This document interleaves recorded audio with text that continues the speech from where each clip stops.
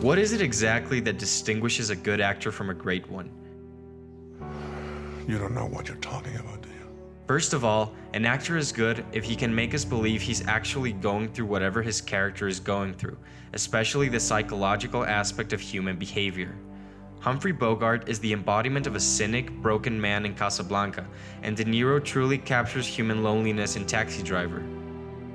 There's something about these performances that goes beyond good and transcends into the realm of legendary status. What is it then? The ability to let go, to share something that most people keep within themselves, is incredibly effective in evoking emotion. Look and fucking learn. Great actors are completely exposed, vulnerable, and share parts of themselves that aren't necessarily pretty. I said, God help me. This can make a performance truly unpredictable. This is Heath Ledger as the Joker, and James Gandolfini as Tony Soprano.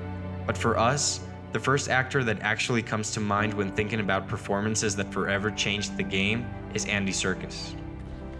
I did not start this war. The ape who did is dead.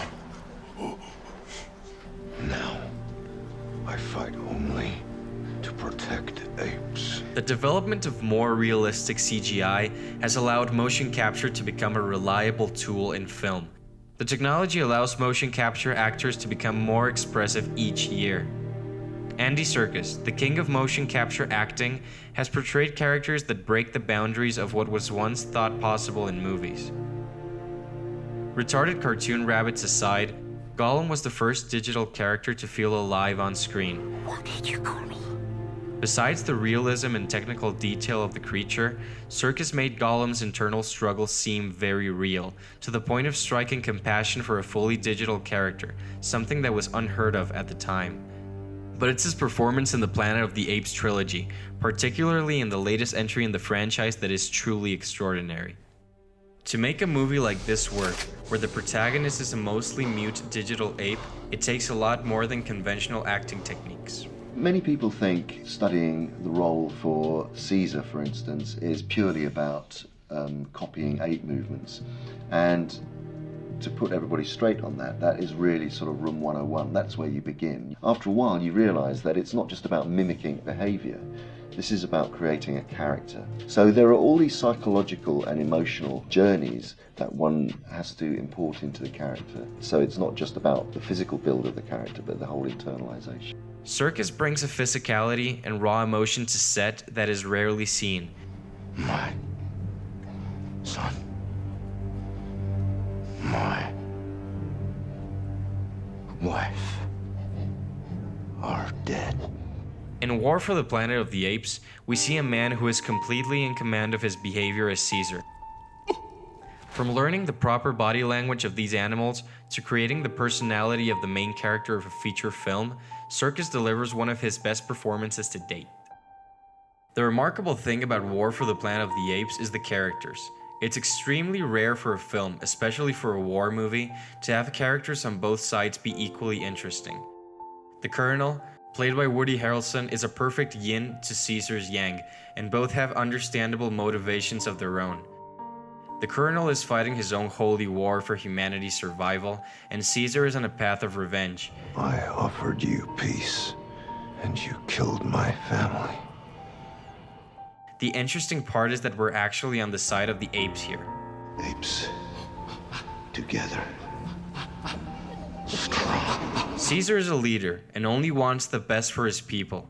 His path of vengeance isn't exactly what he's all about, but that's what makes him an interesting and even relatable character. Through Serkis' performance, we are shown the dark side of Caesar, what psychiatrist Carl Jung called the shadow. Everyone carries a shadow, and the less embodied in the individual's conscious life, the blacker and denser it is. It's the dark side of her personality because it consists of primitive emotions and impulses like anger or rage. So emotional! And completely overshadows an enlightened consciousness.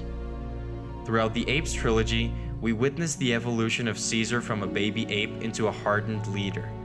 The evolution from pure animal instinct to quasi-human consciousness. Future. War, however, always makes affairs return to the primitive.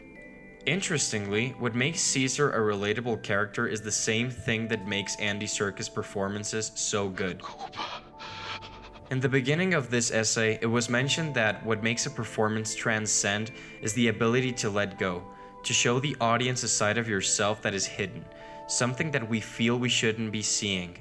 Great actors are completely exposed, vulnerable, and share parts of themselves that aren't necessarily pretty. This is what separates a good performance from a great one. Great actors give us a glimpse of the dark side of human nature. They give us a glimpse of the shadow that we all carry. It is my hope that out of this solemn occasion,